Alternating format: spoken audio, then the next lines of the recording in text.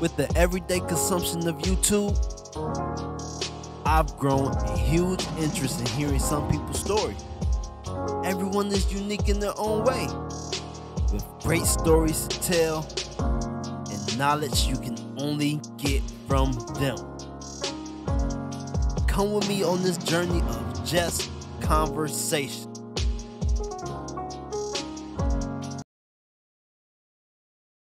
Okay, what is your name? Michelle Hatcher. What is your story? I have 4 children, ages 31, 26, 24, 18. I have the youngest in college at this moment. I have 2 grandchildren, ages 7 months and 3 years old. I am a teacher, special education teacher, to seniors. I teach English and math. Again, I like to paint, I like to draw, mostly drawing. I love skating, even though I haven't been in years. I like bowling. I love shopping. So basically when I'm down, that's what I do. I do a lot of shopping, which is my downfall.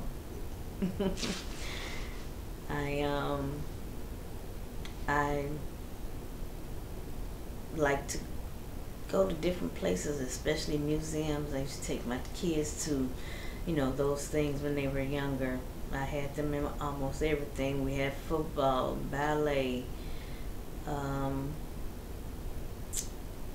drama club, bowling team. So they run some of everything. Swim team. All of them like to swim. And so do myself. I am also an artist. What I like to do is a lot of drawing. I like to draw. I do have a paint and sip business. It's called Painting Everything. I think when I launched my party, after that, I think that's when things started going down for me as far as health-wise. I wanted breast cancer.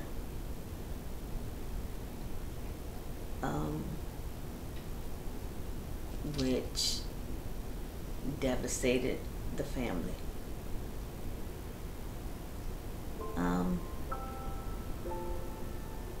I didn't take it so well. I mean, I was like calm, but then I wasn't calm. I don't know, I guess when you get the news like that, you really don't know how to take it or how to perceive it.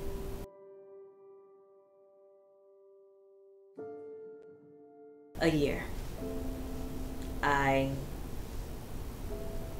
It started off in, before that, I had a pain in my back. And I was going to the ER, went to ER several times. And they all diagnosed me with a pinched nerve in my back. So that's what it started off as. Okay. Like what made you go to the ER for your back? The pain had gotten really difficult to the point where I stopped walking. The pain was in my right leg, in the lower back area.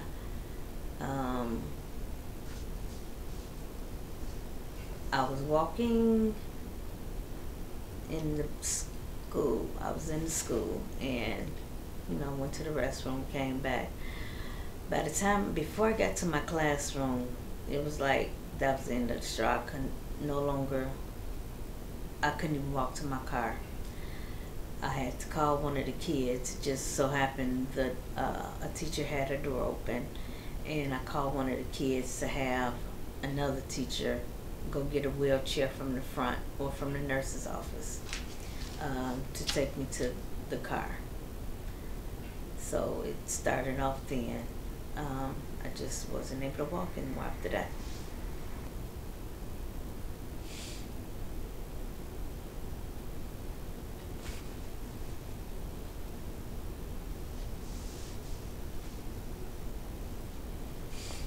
When I got sick, I went to Cancer Center Treatment of America.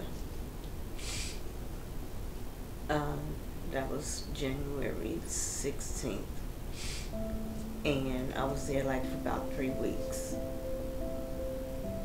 After those 3 weeks, they basically told me that they couldn't do anything for me, and they were sending me home in hospice. But it damn wrong and everything. I couldn't work anymore.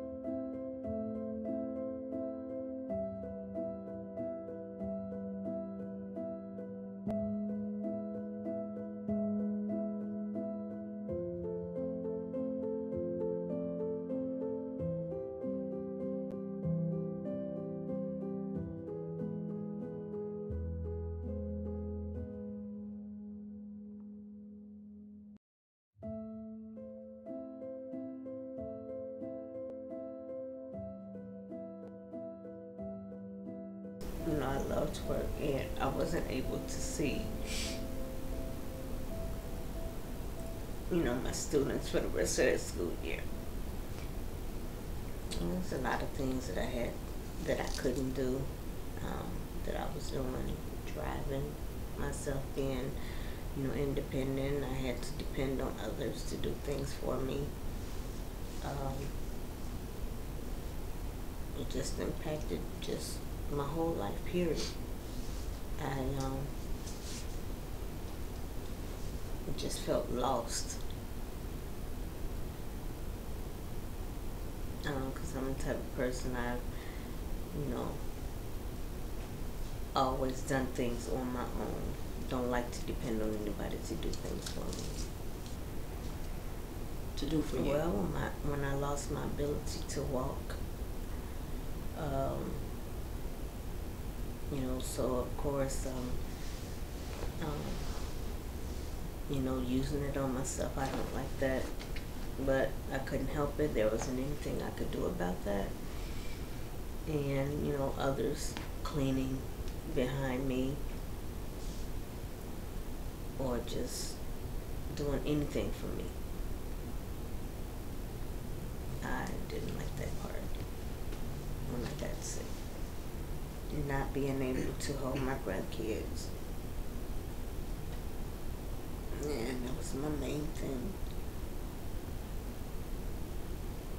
And being there for my kids, and especially the youngest one. You know, she had taken it very hard.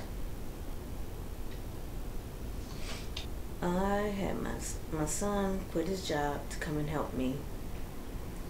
And my friend Mamie Tolbert was there for me 1000% through it all. She made sure that I had everything that I needed.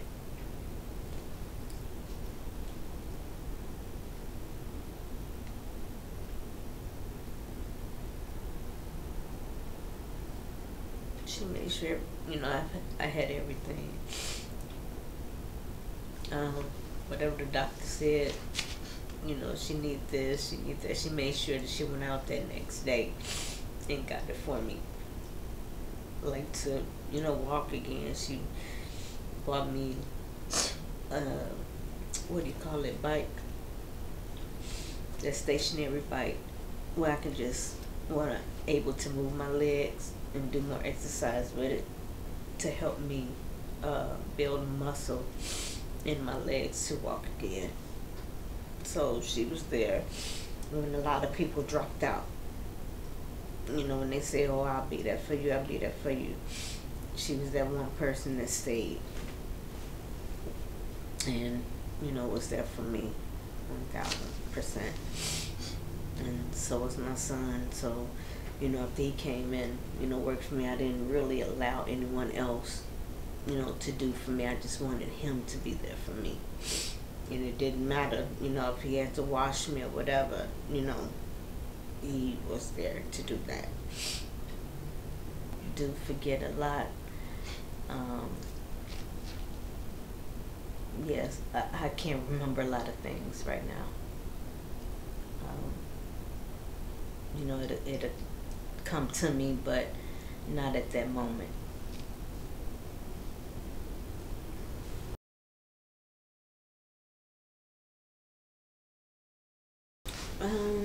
I had a friend, her name is Tanya Anderson. Her son was actually friends with my son. I think they used to work at Food for Less together. And I just happened to call her one day and to let her know, you know, that I was diagnosed with breast cancer, because I knew she had gone through the same thing. And she was just like, you know, don't worry about it. She said, I work for this oncologist and I can, you know, talk to her for you. I'll give her your name, you know, what you're going through, you know, just give me a little bit more of your story. So I did that, and next thing I know, I received the phone call. Tanya called me and said, hey, Dr. Cura said, come on into her office on Tuesday. I went into her office on a stretcher because I was not able to walk. This is after going to the ER, you know, several times. I think one last time I went to the ER because I was at the, you know, one of those little slot places, and I just happened to feel out of breath. So, you know, they called them the ambulance. You know, so then again, that same time they diagnosed me with a pinched nerve. But anyways, so she was like, you know, Dr. Curie said, come on into our office on Tuesday. I came in, like I said, on a stretcher. And in March, I believe that's when I started chemo. She gave me the pill. Well, I think I was in a hospital, to a community hospital in Munster. And so she started me on the chemo pill, and I was receiving radiation. So I did radiation, it wasn't that many times, like 10 treatments. I had 10 treatments of radiation, and because my bones are so brittle, they did the you know, radiation in my neck, and then in the lower lumbar, 6 or 7, I believe it was. I'm not really sure. I don't recall the you know, which part of the lumbar that they did it, but and even during that time, you know, I also got my arm broken by paramedics. Basically, he lifted me up because I was in so much pain I could not move. I cannot just do anything. So what he did, he took his arms around me, around, you know, my arms, and just lifted me up and put me in the car. And I kept telling him, because I heard my bones and they were just cracking, and I was, you know, screaming and shouting, you know, you breaking my bones. I said, my bones are breaking. I said, I hear it, my bones are breaking. He was like, and he was just so mean, you know, to me. Basically what he said, well, I have to do this. This is the only way to get you in here. And so when I got to the hospital, you know, they did the x-ray and found out that I had a you know, a fracture. So, and while being in cancer treatment in America, that's, you know, it healed on its own basically, because they didn't really do anything. Just I think I just had a sling. That was about it. But anyway, Dr. Kira really, you know, helped me out. She has been there for me. Oh man, this lady has really been there for me. Anything that I needed, she's just right there to help me out. So that was my first treatment with Dr. Kira. Was in March, and that's starting on my journey for healing. During the after radiation, let's go back to that. After taking radiation,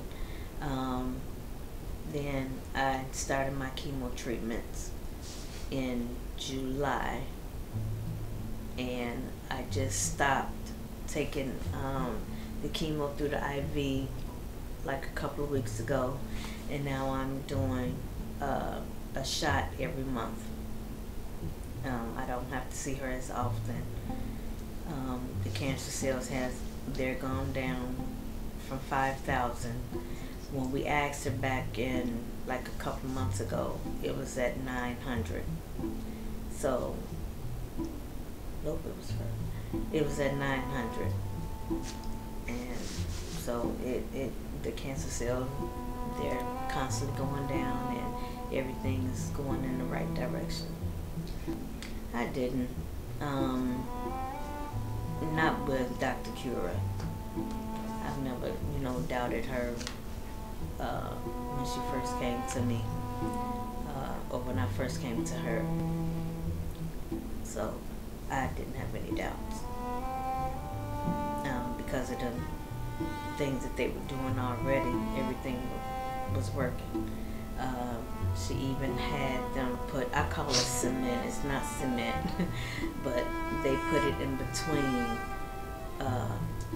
my spine because my bones are so brittle, and they did that to strengthen my bones, and also it'll have taken the pain away, which it did. A lot of things that, you know, I've had done, it has taken, you know, the pain away tremendously. And the only thing I'm like really suffering from after all of that is my right leg, which I was told by the spine care specialist that it's a bone sticking out on the right side, and that's where most of my pain is coming from, on my right leg. And I can now kind of walk, and I try to walk around now without a cane. You know, some days I'm in tremendous pain, some days I'm not. And those days that I'm not in pain, I try to get up and move around as much as I can. I was in a wheelchair. My friend Mamie had to buy me a ramp so my son can get me up and down the stairs, because I was not able to stand at all. So I went from the wheelchair to the walker. I still use it when I get up in the morning, and I think I can walk, you know, better, but I think a lot of my wobbling and is off because of, you know, I think ever since chemo, I've been having trouble with my left ear where I feel like that the hearing is going, and so it just causes my equilibrium to be off. And so this is why a lot of my I really can't walk, you know, straight. But I am now in physical therapy, to where she's teaching me, you know, balance. So I'm standing on, she had me do standing on one leg for about, you know, so many seconds, you know, with each feet one at a time, and see how fast I can walk up and down the hall at a certain point. So she give me a certain distance to see how fast or how slow I'm going. So physical therapy is helping me as well. Okay.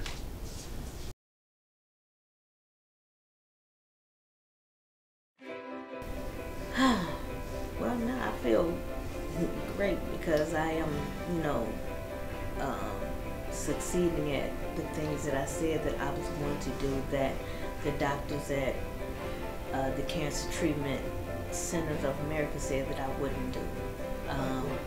They basically put me in the grave. So said that I wouldn't be able to do any of these things, and because there wasn't anything that they can do with what I had, with the stage 4 cancer. So they said I wouldn't be able to walk, and I would be bedridden, and you know, just a lot of stuff. But I have proven them wrong. Everything. I mean, I'm up.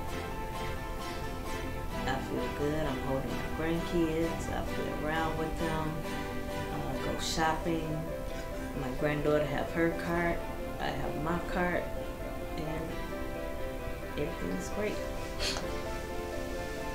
I mean, I still have a little trouble with walking, but I'm still working at it.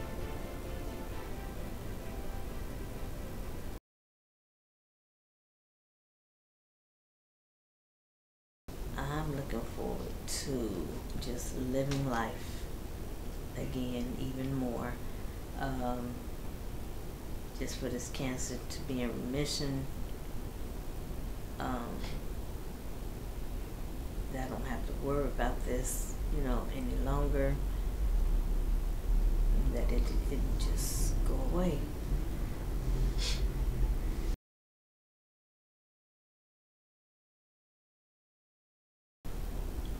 I would definitely tell them to go get help. Check with more than one doctor. Fight for your life, because it's not just yours. You know, you're fighting for the life of, you know, being there for your grandkids, your children, or whoever else is around you. Just make sure you get yourself checked out. And see, what happened to me at that point was, you know, they kept telling me that, you know, it was benign. So I did not go to the doctor for 2 years. And so within those 2 years, the cancer spread. So I'm just telling everyone, make sure you go to the doctor. Get help. Be seen. Get checked out. Did not feel anything, so I don't know what to look for. I just didn't. I mean, it was, you know, the lump that they kept saying that it was benign. I didn't, you know, at that time really think of anything of it. So, and I just kept living my life and not going to the doctor like I was supposed to. But I suggest to you, go to the doctor. Whoever's out there listening and looking at this video, go see your doctor if you feel any lump.